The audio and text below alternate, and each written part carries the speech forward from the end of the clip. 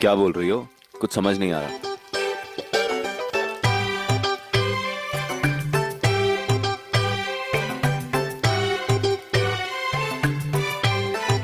कनक, थोड़ा जोर से बोलो। अब तुम्ही ने कहा है ना कि धीरे बोलना है, धीमी आवाज में बोलना है, इसलिए मैं धीरे बोलने की कोशिश कर रही हूँ। उम्मा, बस एक सवाल, ये बाल ब्रह्मचारी जी को औरतों से आखिर प्रॉब्लम क्या है? बताए तो था कनक, बाल ब्रह्मचारी हैं वो। उनका मानना है कि औरत हर समस्या का कारण है। जैसे मेनका ने विश्वामित्र की तपस्या भंग की, जैसे द्रौपदी पूरे महाभारत का कारण बनी। मैं नहीं मानती ऐसी किसी सोच को। मेरे पास इस सोच को गलत साबित करने के लिए कई उदाहरण है। कोई हिमालय पर नंगे पैर चढ़ सकता है, पर तुमसे बहस में नहीं जीत सकता। बस एक विनती है तुमसे, बाल ब्रह्मचारी जी के सोच विचार पर कोई बात नहीं होगी। वो मेरे लिए परम पूजनीय हैं। वो जब तक यहाँ हैं, उनके नियमों का पालन करना होगा।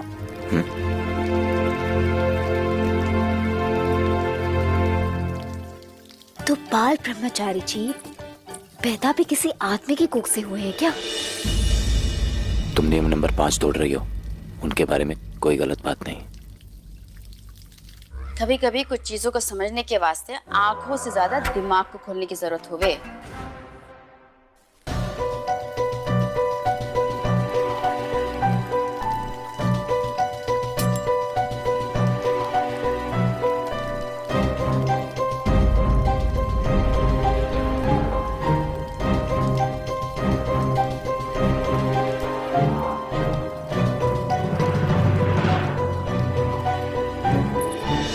अब ये कौन है? बाल ब्रह्मचारी जी की सेविका हैं। उनकी रसोई बनाती हैं, उनके दिनचर्या एवं उनकी सेवा का ध्यान रखती हैं, पर उनके आसपास जाने की अनुमति इन्हें भी नहीं है। ये मस्त है। औरत का बाल तक नहीं छूना चाहिए, उनकी आवाज कानों में नहीं पड़नी चाहिए, पर उनके हाथ की रसोई खानी है। किसी ने शायद बाल ब्रह्मचारी जी को बताया नहीं कि औरत सृष्टि की रचना करती है, जीवन को जन्म देती है।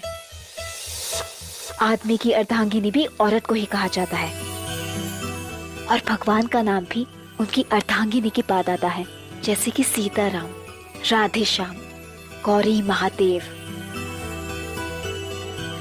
ये सब कहाँ पढ़ा? तुमने तो गिफ्ट की थी किताब, वो दुनिया से जुड़ने वाला आइडिया। तुम्हें समझना बहुत मुश्किल है, हर बार हैरान कर देती हो। अच्छा, अब तुम मुझे उस किताब से मिला ज्ञान दिखाने आई हो? जी नहीं, मैं आपको ये बताने आई हूँ कि कल सुमन का आखिरी पेपर है, तो वो उसकी तैयारी अपने कमरे में कर रही है। आपके बाल ब्रह्मचारी जी के सामने नहीं आएगी।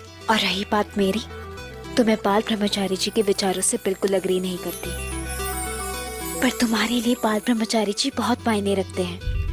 अगर तुम उनमें इतना विश्वास रखते हो तो मैं उनके नियम मानूंगी। धन्यवाद। वैसे एक और बात पूछ सकती हूँ? क्या? मैं धीरे बोल रही हूँ ये तो समझ में आया, नियम है, पर तुम धीरे क्यों बोल रहे हो?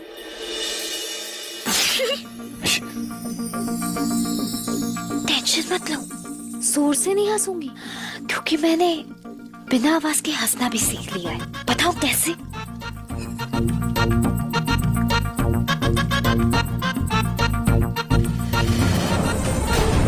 108 सुपारी, चंदन, रोली मोली, नारियल। आप ये पूजा की थाल बाल ब्रह्मचारी जी के सेवक तक पहुंचा दीजिए।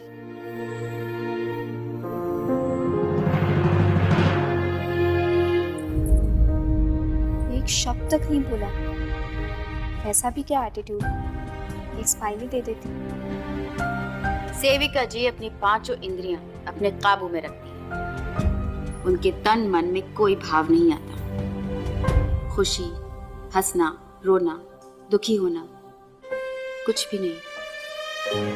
हर सांस एक जैसी, पूरे धैर्य के साथ। ये धैर्य नहीं है मासी साहब, ये तो चलती फिरती जिंदा लाश है। बाल ब्रह्मचारी जी के ऐसे अजीब नियमों ने कुछ ही घंटों में पूरा घर हिला दिया है। ये लोग कैसे जीते होंगे ऐसे नियमों के बीच?